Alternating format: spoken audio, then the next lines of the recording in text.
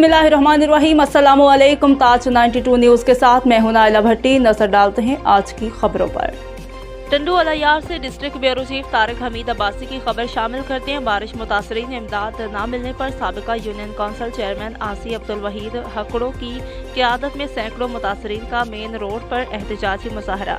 एहतजाज के सबब मीरपुर खास से अंदरूनी से जाने वाली मेन शाहराह ब्लॉक कर दी गई। मुजाहरीन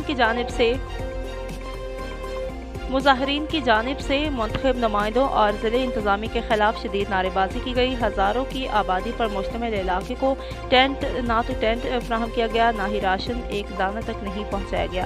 हज़ारों मुतासरीन फाका कशी की ज़िंदगी गुजारने पर मजबूर हैं। आफत ज़दा करार देने के बावजूद ज़िले इंतज़ामिया और अरकान असम्बली गायब हैं। इन ख्यालात का इजहार साबिका चेयरमैन यूनियन कौंसिल सुल्तान आबाद आसी अब्दुल वहीद हकड़ों ने एहतजाजी मुजाहरे के दौरान मीडिया से गुफ्तगू करते हुए कहा।